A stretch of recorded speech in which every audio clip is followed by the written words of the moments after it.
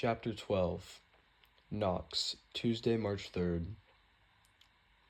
A guy in King Landings is sweating up a storm, twitching, rocking, constantly rubbing one hand over his jaw while he talks with Sandeep in the closed conference room. It's weird how guilty innocent people can look sometimes, I say to Bethany, a law student who's one of Until Proven's paralegals. We're stationed at the desk outside the conference room, collating news coverage about the Agostino case. Bethany shrugs and reaches into a drawer for more staples. And vice versa, right, she says. Guilty people can look innocent as hell. Take our friend here. She holds up a long feature article about Surgeon Carl de Agostino, accompanied by a picture of him wearing his cop uniform and a big grin. His arm is around a college-aged kid who's holding a plaque. Funny how they used this and not as a mugshot, she adds, tossing her braids over one shoulder. None of the people he framed got that kind of kid glove treatment when they were arrested. I glance at the caption under the photo. The week before his arrest, Sergeant Carl de Agostino commended San Diego State University students for excellence in community peer mentoring. I never really thought about it that way, I say, scanning the first few paragraphs of the article. But you're right. This is all about what a great guy he was until, whoops, major scandal. Like he just accidentally stumbled into framing 17 people. I add the article to my pile and glance at the clock on the wall next to the conference room. It's almost 7 at night. I never stayed up this late, but I'm starting to think I'm the only person at Until Proven who leaves on time. The office is still buzzing, every desk full and littered with empty pizza boxes and Coke cans. Bethany picks up her discarded crust and nibbles on the edge. They gave that classmate of yours the same treatment, Jake Riordan. Remember him? Like I could forget. Star athlete involved with the Simon Kelleher case? Bethany says in her newscaster voice. Oh, you mean involved, like how he tried to kill his girlfriend? That kind of involved. That was bullshit, I agree. Bethany snorts. The justice system works very differently. When you're white, male, rich, and good-looking. She nudges the last piece of pizza towards me. Good to know, I guess, if you ever decide to turn to a life of crime. I pick up the slice, but it's so cold and congealed that I can't even bring myself to take a bite. I'm only 2 of those things. Don't sell yourself short, kid. Eli passes by, holding a phone with a familiar case that he waves at me. Knox, is this yours? You left it in the copy room. Also, Maeve is calling. He looks at my screen. Well, was calling. You just missed her. I thought my phone had been strangely quiet. Sorry about that, I say, taking it from him. I register a surprising number of texts before I lay it on the desk, like a busy professional who doesn't have the time for Bayview High gossip. Eli finally knows my name, and he started giving me more interesting stuff to do. I don't want it to blow it by acting like I'm a phone-obsessed teenager in front of him, even though I am. Do you need anything? Eli runs a hand through his newly shorn hair. I need you to go home. There are child labor laws, or so Sandeep keeps telling me, and we're probably violating them, especially since we're not paying you. Anyway, call Maeve back, and then get out of here, alright? Everything else can wait until tomorrow. He glances at Bethany, who's still stapling news articles. Bethany, can you sit down with me and review next week's court schedule? Yeah, sure. She gazes around the crowded office. Should we go into Winterfell? Eli rolls his eyes. He's never going to get used to those names. Fine. They leave, and I eye my phone warily. I really do hate making calls, but Maeve's on her laptop again, and I can't text. I press her name, and she picks up before it even rung once. Oh, thank God. Her voice is low, breathless. I was afraid you wouldn't call back. The sweaty guy's pacing in circles around Sandeep in the conference room, distracting me. Why wouldn't I? I'm only kidding about being allergic to phone calls, mostly. The line goes silent that I think we'd been disconnected. Maeve, you there? I, yeah, what are you up to? S- Still at work, but I'm gonna leave soon. Okay, right.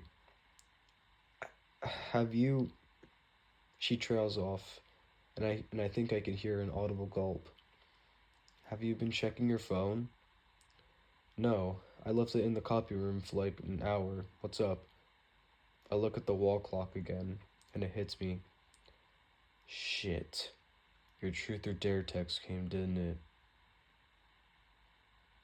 What did it say? Are you alright? Oh god. Maeve's voice thickens. I'm sorry, Knox. I'm so sorry. What? Maeve, you're starting to freak me out.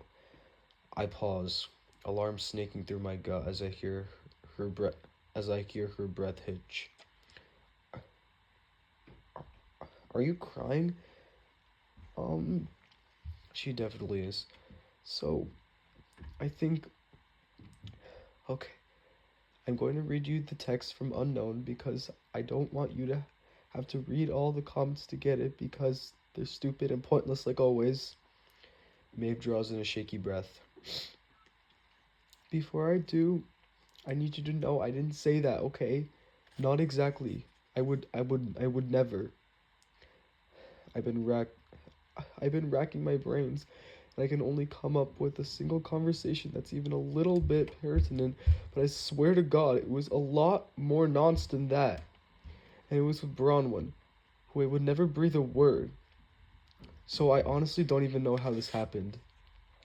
Maeve, seriously, what's going on? Who do I need to fight? Don't, she groans the word. I, okay. This is what it said. Maeve Rojas.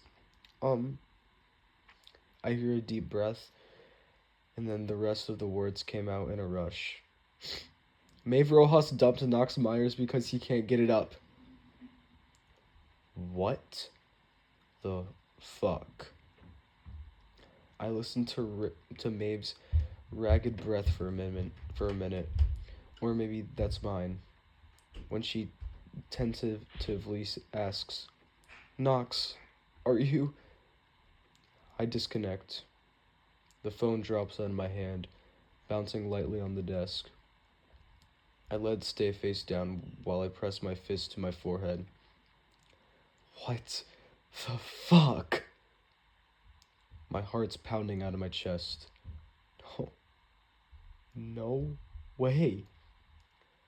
The entire school did not just read about the most humiliating moment of my life, which was private and supposed to stay that way forever. Maeve and I... God, it was stupid. We talked about it for months, losing our virginity. Like it was some project we had to finish before we could graduate high school. It should have been a clue. That we were so practical about it, but we thought we wanted to. And then my parents went out of town for their anniversary, so there it was. Opportunity. I was so nervous, though.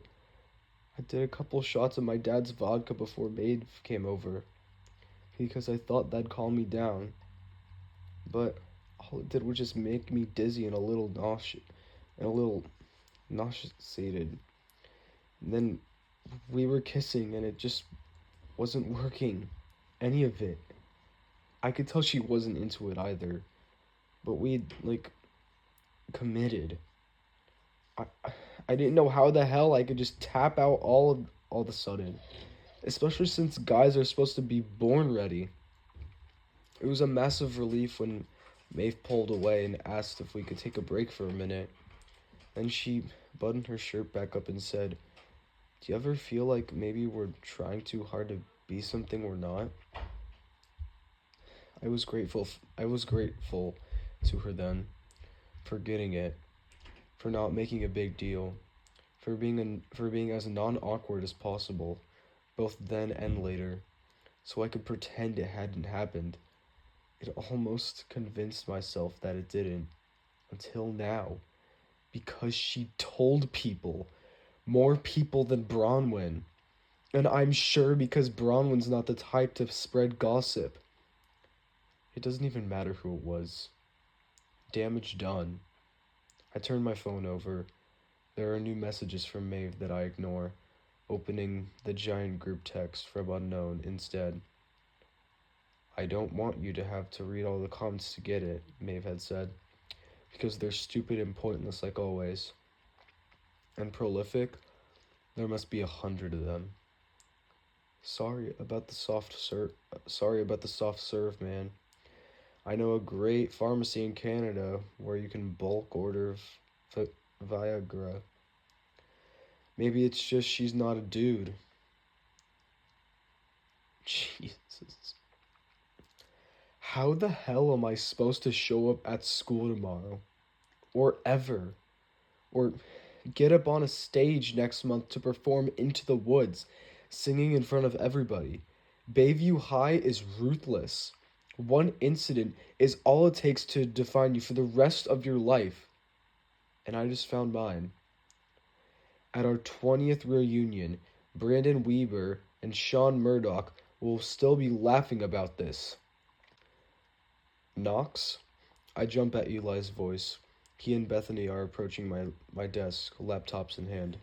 I thought you were going home. I scrape a hand across my face, and he peers at me more closely, frowning. You alright? You look sick all of a sudden. Headache, I croak. No big deal. I'm gonna go. I grab my phone and get unsteadily to my feet. As Eli watches with an increasingly furrowed brow, he sets down his laptop on the corner of my desk. Let me give you a ride. You're really pale. I hesitate. What's the worst place to be while dick jokes pile up on my phone in a car with my boss? Or on a bus next to some grandma that I'm probably never going to see again. It's no contest. No, I'm good, I force out. Totally fine. See you tomorrow. I'm almost at the door when I feel a tug on my arm. I half turn, my temper spiking too fast to hold on it. I said I'm fine. I know, Bethany says. You probably still want this. She presses the strap of my backpack into my hand. Right, sorry. I felt a surge of guilt, avoiding her eyes as I shouldered my backpack. I'm still pissed off, but none of this is Bethany's fault.